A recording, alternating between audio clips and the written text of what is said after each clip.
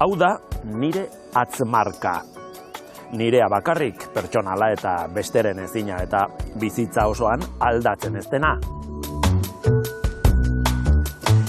Baina, imaginatu urtero aldatzen eta hazten den atzmarka bat. Gure bizimodua eta inguruan gertatzen dena islatzen duena, horrelako zerbait lirateke zuhaitzen eraztunak. Dendrokronologia, esaten zaio zuhaitzek urtez urte haziala egurrean gordetzen duten informazioa erauzi eta interpretatzen duen zientziari. Eta harrigarria da zer jakin daiteken eraztun horiek irakurtzen jakinezkero. Y además, Eraztunek esaten digute gainera urte bakoitzean zenbat karbono kendu duen atmosferatik zuhaitzak. Gaur Teknopolisen zuhaitzen eraztunen sekretuak argituko ditugu. Has gaitezen!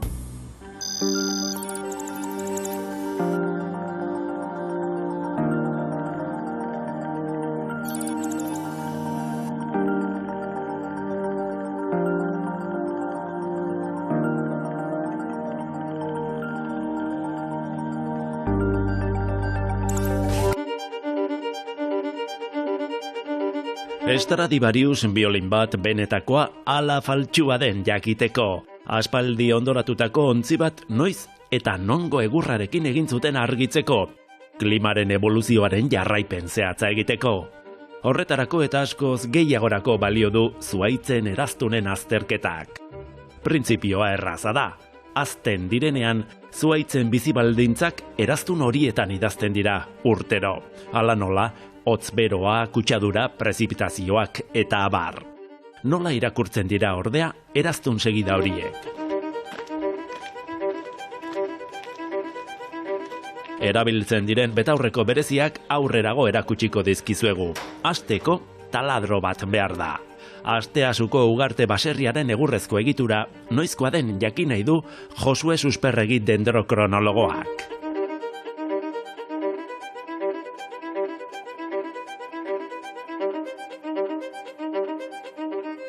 Bueno, maskara jantziko dugu, Josue. Barruan gaude eta bada espada ere, ez? Ados. Bueno, dendrokronologo baten erremintak, taladroa, borroka ekarri duzuna, ezta? Dena. Bueno, prestatzen lagunduko dizut edo prestatu egingo dugu lehenik eta baina, ezta? Bai. Motxila. Orduan, behar ditugu. Mailua. Zirujan baten erremintak ematen dute, Eta hau da broka berezia. Utsa dago. Dendrokronologia, norbaitek pentsalezake, eraztunak zenbatzea dela, ezta? Zientzia honen oinarria, bat birula bost, 100, 200, hori bakarrik balitz, erreportaje hemen txebukatuko litzateke, baina hori baino gehiago da. Horixe. Bai, gauza bat da, zenbat urte zituen zuhaitza moztu zutenean, eta hori jakiten dugu eraztunak zenbatzen, baina jakiten aldugu ere, noiz moztu zuten zuhaitz hori pieza hauek eraikitzeko. Alegia, baserri hau noizkoa den, hori da jakin nahi duguna, ezta? Hori da, pieza pila bat daude, eta pieza bakoitza zuhaitz batetik atera da. Orduan, gu saiatuko gara jakiten noiz moztu zuten zuhaitz horiek baserria eraikitzeko.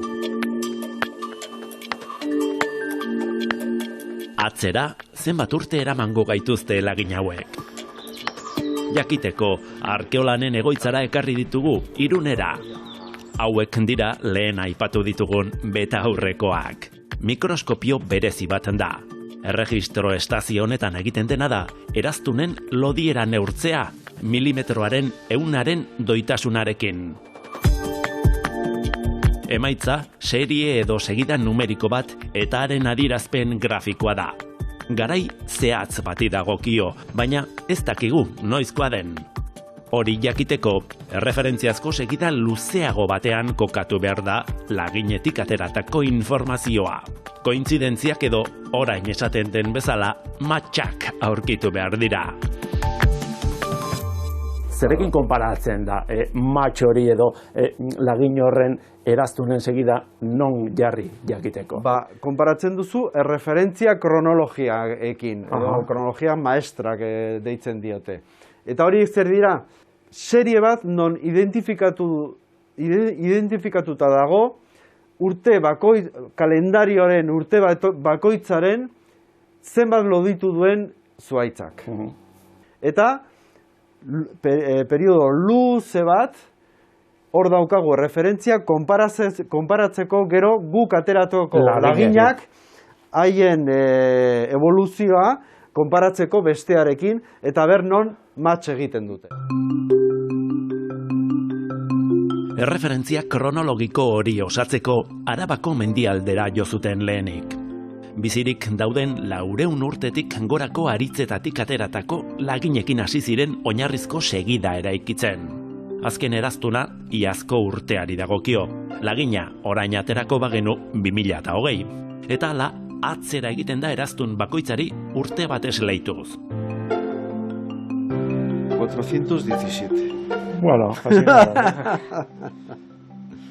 Baina zer gertatzen da daukazun lagina bizirik dauden zuhaitzik zaharrenak baino zaharragoa bada. Erreferentzia luzeagoa behar da, noski, nola egiten da atzerago. Egur historiko edo arkeologikoak erabilita. Adibidez, 200 urte edo erazton dituen egur zati oso zahar bat aurkitzen baduzu, eta zatiren batek match egiten badu zuhaitz zaharretatik lortutako informazioarekin, oinarrizko erreferentzia kronologikoa luzatu egingo da denboran atzera. Arkeolanen 800 urte atzera egitea lortu dute momentuz. Gutxi, Irlandak eta Alemaniak lortu dutenarekin konparatuta. 8.000 urteko erreferentzia kronologikoa osatu dutean, zoikaztegietako egurra erabilita.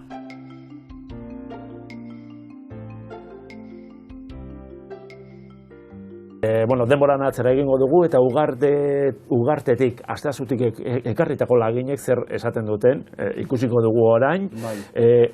Urdina eta gorria, zein da zein? Bai, gorria da muestra, lagina ugartekoa, eta urdina da erreferentzia. Eta ikusten dugu, gris honetan, bat datozen guneak edo eremuak direla, ezta? Hori da. Desente?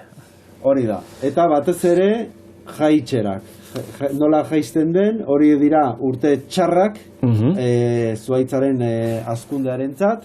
Zergatik begiratzen duzu, zuhaitzak sufritzen duen hori da, garaiari edo urteari? Zuhaitza urte bakoitzan asko loditzen da, arrazoi asko izan daiteke. Baina oso gutxi hasteko oso arrazoi bereziak dira. Lehorte bat edo... Hori da, eta horiek interesatzen zaigu, ze horiek markatzen dira erritmo. Mugarriak hori esek dira. Eta ez bakarrik hori, hemen daukagu analizis estadistiko bat, eta indizeak oso altuak dira. Matx oso sendoa dela, esango dugu. Oso borobila. Niri, zirraragarria eruditzen zait, urteari begiratzea, ez da, 1450, harrigarria da, ez da? Hau ez da baserriaren eraikitzaren data, ze ez daude piezak ez dira osoak, ez dira enbor osoak, baina posible dugu estimatu. Eta kasu hontan, ematen digu, 1450-etik 1480-ra tarte hortan eraiki zuen baserria. Pentsa, oraindik ez zegoen Amerika... Bai, hortxe, Kolon, jaio berria igual. Hortik zegoen.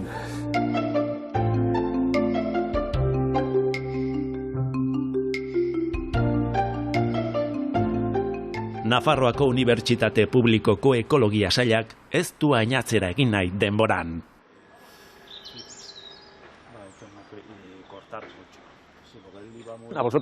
Bizirik dauden zuhaitzak interesatzen zaizkizu ezuei, ezta? Bai, hala da. Haien bizi baldintzen berri ematen digutenak, iraganekoak eta orain bizi dutena ere, bai. Eraztunak irakurriz teknika bera erabiltzen duzu ezuek ere. Teknika bera, eraztunak neurtu, zer dagoen begiratu eta erreferentziak isa erabili iragan ikertu eta etorkizuna aurre ikusteko. Laborategian egiten duzu hori. Goazen? Dendroekologoek jakin nahi dutena da, zuhaitzak azken 50, 60, 70 urteetan nola hazi diren. hain zuzen, klima aldaketaren ondorioak nabaritzen hasi diren garaia. Hori ere, eraztunetan idatzita dago. Kalibrea utzi eta hauek dira alaginak. Hauekin egiten dugu lan. Zer esaten dizuete eraztun hauek?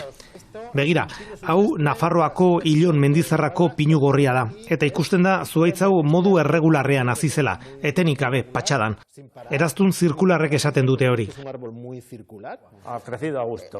Gustura hasi dela. Halaxe da, bukaeran, handi egindakoan, eraztunak estuagoak dira. Ingurukoak ere hazita zeudelako eta pilatzen hasita. Eta hemen? Hemen ikusten da oso gaztetatik adarrak eman zituela. Seguruenik baliabideak eskuratzeko estrategia gisa. 2-3 urtez bakarrik hasi izan zen eroso, gero lehia zuzena izan zuen. Seguruenik beste bat zuen aldamenean. Honek ez zeukan bizilagunek. Bastante alejado de cualquier otro vecino. Hemos hecho mención a los registros climáticos, ¿no? Klimaren erregistroa aipatu dugu temperatura, prezipitazioa. Ikusten da, hori hemen, adibidez, halako urteko, 80ko lehortea. Bai, azken urteetan batez ere. Urte hauek estuagoak dira eta seguruenik 2003ko lehorte gogorrari dagokio. Zuhaitz hau 2008an bota genuen. Eta beste lehorte batzuk daude hemen, 80koak nahiko gogorrak. Que vendrían por aquí que sean de los años 90, que fueron también bastante importantes. La barbena va a ir entrando y va a ir recogiendo un trozo de madera dentro del tubo de hierro. Nafarroako mendialdeko bi lursailetan ari dira ikerketa egiten. Eraztunen erregistroak estazio meteorologikoetan jasotako datuekin alderatzen dituzte.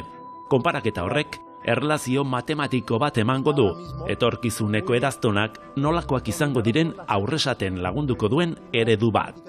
Baso kudeaketa zari gara, negu harinak eta lehorteak sarri. Datozen baldintza berriek, baso ustiak eta leku altuetara eraman behar izatea ekarriko du, ez bakarrik Nafarroan, baita Europa osoan ere. Eskanerra erabiliz, eraztun bakoitzeko egurraren dentsitatea ere aztertzen dute. Eta ikusi dute, urte lehorrenetan eraztunak ez direla hain trinkoak. Es decir, la madera es más floja. Y eso lo hacen los árboles. Egurra ahulagoa da. Zuhaitzen erantzuna da hori. Urak egurrean gora errazago egin dezan. El agua que tiene que pasar a través de la madera. Kantitatean bakarrik ez, egurraren kalitatean ere eragiten du aldaketa klimatikoak. Está afectada por el cambio climático. Dendrokimikak eraztunetako konposatu kimikoak aztertzen ditu. Zuhaitzak arnasten duena egurrean ere islatzen da. Estatu Batuetan izandako epaiketa batean froga gisa erabili zen. Enpresa bat, elementu kutsakorrak ezkutuan isurtzen aritu zela erakutsi zuten, eraztunetan aurkitutako metal astunek. Carbono que sale de la roca. Ekologia saileko kideek beste elementu kimiko bati erreparatzen diote analisiak egiterakoan, karbonoari. La mitad de esta madera es carbono. Egurronen erdia karbonoa da, beste erdia hidrogenoa, oksigenoa edo beste konposatu batzuk. Pero esto es carbono. Ia karbono hutsa dela esan daiteke, eta karbono hau lehen atmosferan zegoen. Eraztunek esaten digute gainera urte bakoitzean zenbat karbono kendu duen atmosferatik zuhaitzak. Podemos ver la anchura del anillo, podemos multiplicarlo por la... Eraztunen lodiera bider egurraren dentsitatea eginez, baso hektarea bakoitzak zenbat karbono kilo surgatu duen jakingo dugu zuzenean.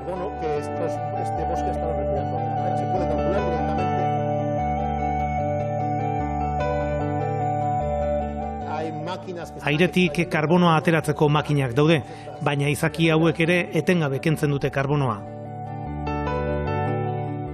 Ideia berritzailea inondik inora, egurra, CO2 trampa. Ikertzaile hauek diote larrialdi klimatikoari aurre egin dakiokela material hau lehen gai gisa sustatuta. Irtenbide biribila eraztunak bezala.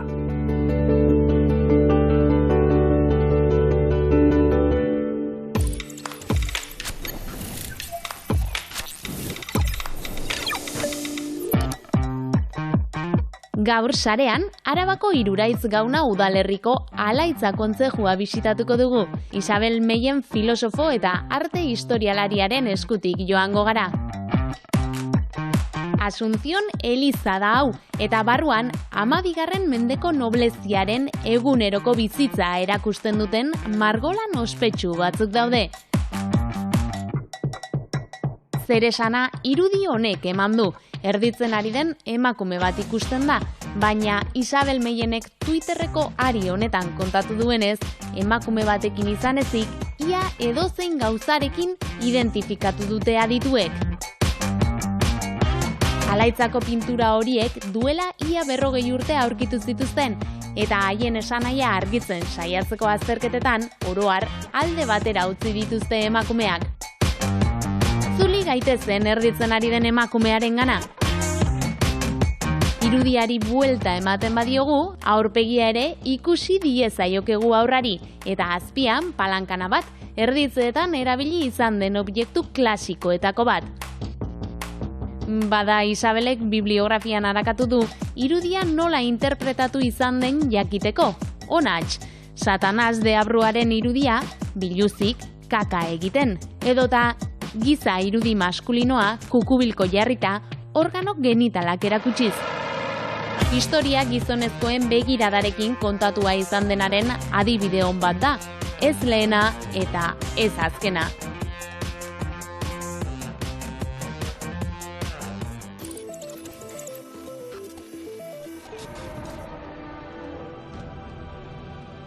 Urte luzez zientzian giza eboluzioaren errelato bat eraiki da.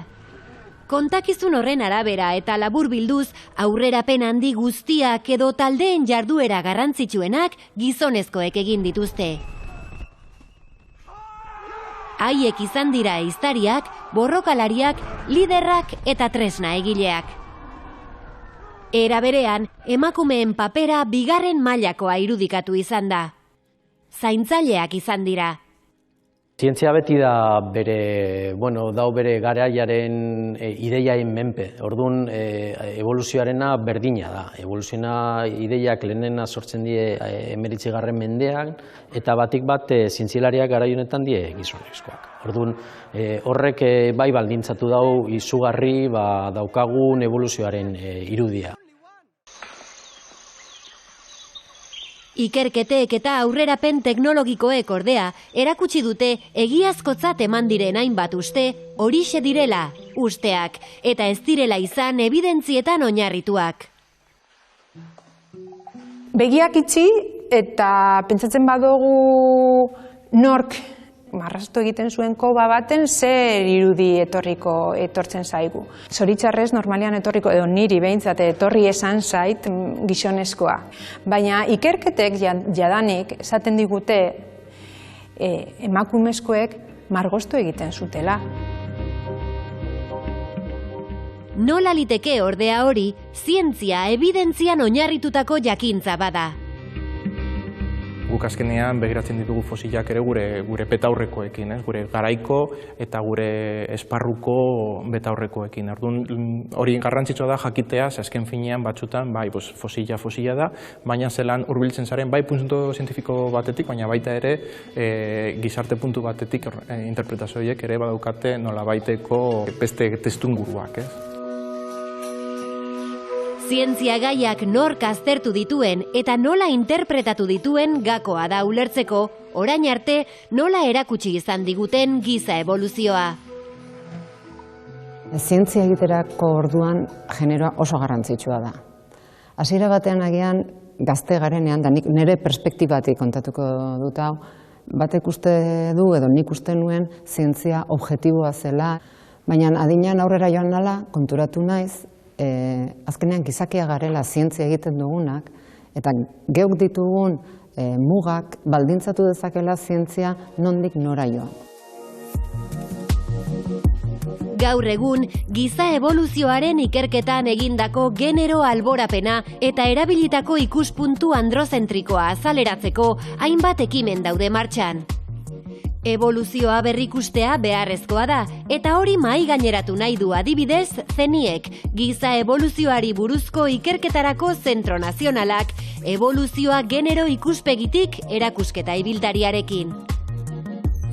Guk saiatu ginen ikusten eguneroko bizitzaren parte batzuk, adibidez, aizarena, tresnak lan eitzea, zelan izango zen emakumearen papera gai horietan. Eta gauza bat nahi genuen egin, esatea, historia aurreko gizarteak ez ziren monolitikoak, zentzu baten ziren oso anitzak.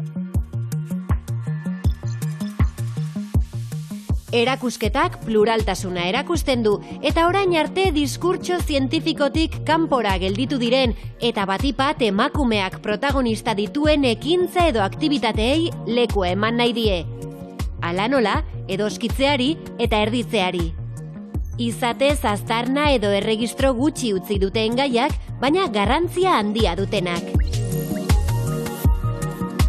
Testu eta batipat irudi berritzaileak erabiliz, evoluzioan emakumearen ikuspuntua erakustea da bilduma honen helburuetako bat. Izaki bizuala gara, horrek esan nahi du gure garunak, gai dela material grafikoa oso arin prozesatzeko. Eta honek zer ekartzen du? Ekartzen du, batzutan, irudiak ulertu egiten ditugula testua baino beto. Gure oroitzapenean gelditzen direla denbora luzeagoz. Eta uste dugula egiazkoagoak direla. Zer kontatzen den bezain garrantzitsua da iruditan zer erakusten den. Azken urteetan, testuetan alborapenak saiesteko aurrera pausoak egin dira. Aldaketa horiek ordea, ilustrazioetan nabarmen txikiagoak izan dira.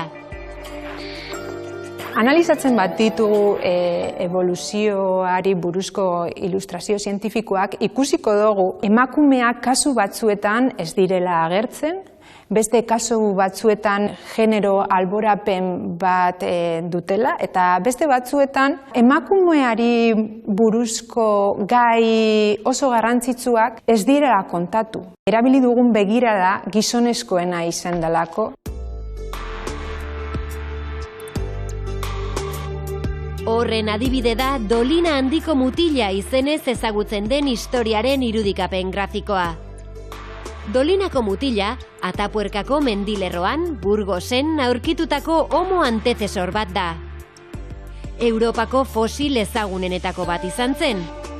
Lehen unean, gizonezko baten hezurrak zirela pentsatu zuten, hortik Dolinako mutila deitzea. Azken ikerketek ordea frogatu dute izatez neska baten fosila dela. Irudikatzeko garaian, honela margotu izan dute Dolina handiko mutila. Eta beste modu honetara, neska. Konparatzen badugu mutila gaur eguneko neskarekin ikusiko duguna da mutila kanpoan dagoela. Eta neska barruan, kobaren barruan. Ikusiko dugu mutila dauela posik, irrifartzu, ahoa zabalik. Neska ordea dago triste, ahoa itxita. Mutila dago arropabarik, ikusi egiten zaizkio giharrak, eta neska oso estalita dago, beste jokaera batekin. Benetan pena bada gaur egun, oraindik horrelako genero akatz batekin aurkitzea irudi hain bikain bat. Evoluzioaren errelato klasikoan egin izan diren alborapenak saiestea eta batipat zientzia berdinzaleago bat lortzea ere bada besteak beste Euskal Herriko Unibertsitatearen eta zientzia erakundeen nahia. Ez da bakarrik interesatzen zaigula zientziaren emaitzak zabaltzea, baizik eta zientzia bera ulertzea zientziaren ezaugarriak, eta hain zuzen ere aldatzen ari dela, gauzak aldatzen dira, eta ez da kapritxos da, hain zuzen ere, bai aurrerakuntza ezagumenduan bertan edo teknologian, edo ikuspuntuan, horrelako aurreritzeak gaindituz, horrek egiten du zientziak aurrera egitea. Azken urteotan garrantzia handia ematen zaio, hain zuzen ere, zientzia jardueretan, parte hartzen denak dibertsoak izateari, anitzak izateari. Zergatik, ikuspuntu desberdinak aportatzen dituztelako. Alde horretatik, honekin zer irabazten du, azkenean objektibotasuna eta zientziaren balioa handitu egiten dugu modu honetan.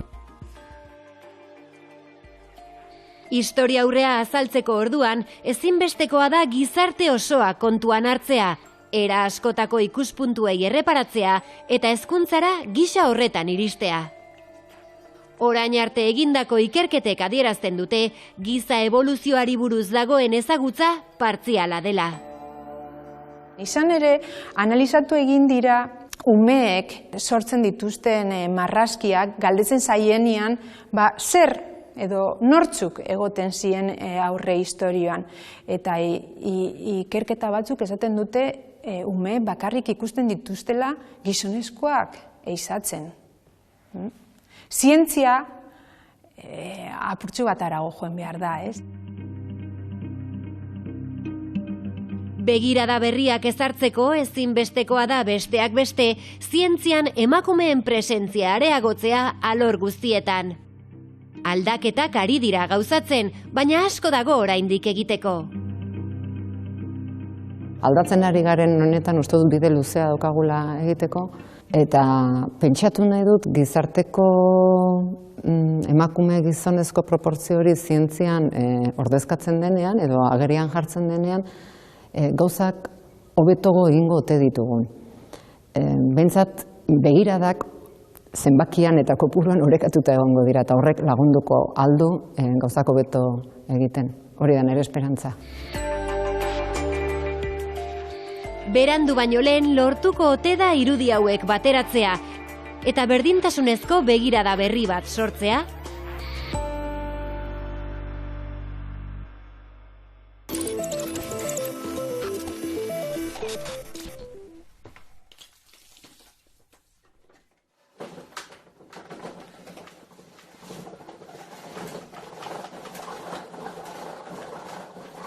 Egurrezko musika tresnak asko dira, baina bat ere ez hau bezain bitxia.